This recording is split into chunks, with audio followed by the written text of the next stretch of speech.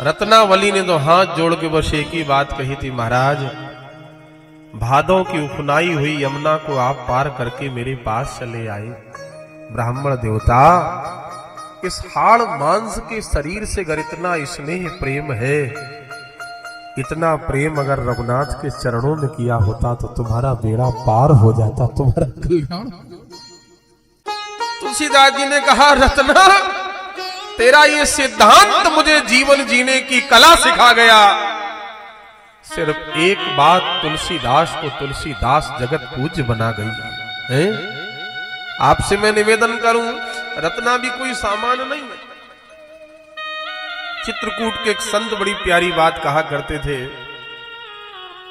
गोस्वामी तुलसीदास जी महाराज माघ मेले में या कुंभ में, उस वर्ष हो सकता कुंभ लगा हो, कल्पवास करने के बाद अपने जन्मभूमि से होते हुए चित्रकूट आए।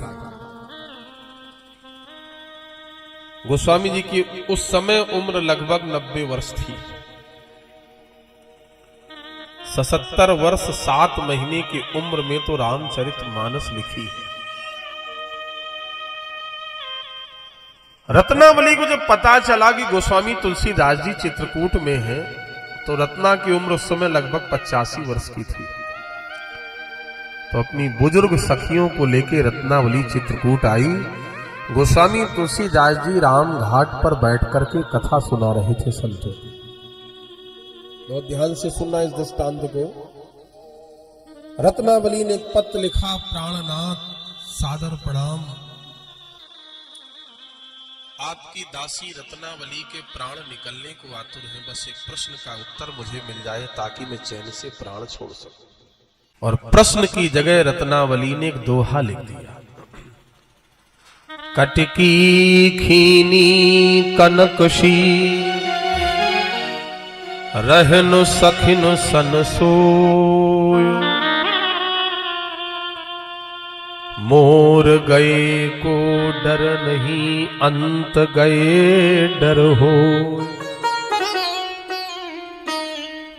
इस दोहे का बड़ा मार्मिक अर्थ है, बड़ा क्लिष्ट अर्थ है। ये रत्नावली का साहित्य है। रत्ना ने कहा, गोस्वामी तुलसीदास जी कटकी खीनी कनकसी, मेरी दुबली पतली सोने जैसी चमकीली काया थी युवावस्था में, लेकिन रहन सखिन सन सोए,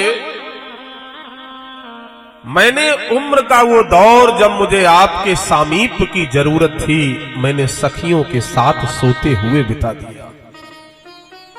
आप महात्मा बन गए तो मुझे अपना डर नहीं है, आप संत बन गए महाराज। मैंने इस उम्र में, वृद्धावस्था चल रही है, जीवन का अंतिम समय चल रहा है, भले ही आप संत बन गए, लेकिन मैंने अपने जीवन में कभी भी धर्म के विमुख होकर कार्य नहीं किया। मैंने पतिव्रत धर्म का जीवन भर पालन किया, भले ही आप महात्मा बन गए। मैं पदच्युत नहीं हुई, मैं पद से विमुख नहीं हुई, मैंने धर्मानुकूल आचरण किया है, मैंने धर्म के अनुसार जीवन चलाया है, भले ही मेरा पति सन्यासी हो गया।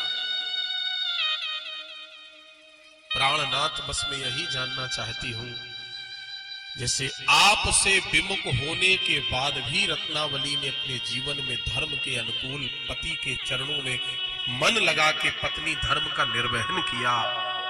आप महात्मा बन गए थे, क्या महात्मा बनने के बाद आपने भी संत धर्म का पालन, महात्मा धर्म का पालन किया है? कहीं ऐसा तो नहीं कि आप महात्मा के धर्म से च्युत हो गए हो, अलग हो गए हो? तुलसीदास जी ने जब पत्र पढ़ा तो बूढ़ी आंखें भर आई, कलम उठाई, उसी दोहे के नीचे एक दोहा लिख दिया, रत्ना प्रेम से प्राण छोड़ो रत्ना। तुमने अगर अपने जीवन में पत्नी धर्म का पालन किया है, तो मैंने भी अपने जीवन में साधु धर्म का पालन किया है। तुलसीदास कहता, लगी लगन रघुनाथ से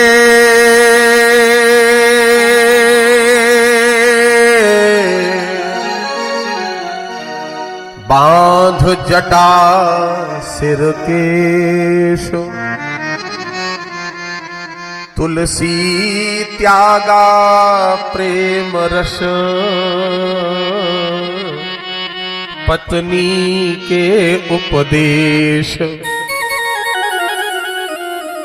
रत्ना, जिस दिन तुमने उपदेश दिया, हाड़ मांस के शरीर से इतना स्नेह लगाओ, इतना लगाओ राम रघुनाथ के चरणों में किया होता तो आज आपका बेड़ा पार हो जाता। बस उसी दिन से जीवन से काम रस चला गया, राम रस आ गया। रत्ना, प्रेम से प्राण छोड़ो, प्रेम से। मैंने भी साधु धर्म का पालन किया। दूसरे दिन रत्ना ने पुनः पत्र लिखा, महाराज मैंने जीवन में आपसे कुछ नहीं मांगा, बस एक ही वरदान मांग रही हूं। मेरे जब प्राण निकले तो मेरे चिता को आपके हाथों से अग्नि प्राप्त हो। और संत कहते हैं रत्नावली ने सीताराम कह के नहीं बल्कि तुलसीदास कह के प्राण छोड़े थे। महाराज, ये रत्ना का प्रेम था, रत्ना का त्याग था। अपनी काप कौमुदी के द्वारा बड़े बड़े योद्धाओं के, वीर योद्धाओं के हृदय पर राज करने वाले महात्मा तुलसी अपनी धर्म पत्नी के त्याग के युद्ध में परास्त हो गए थे। और गोस्वामी जी ने लिखना शुरू किया,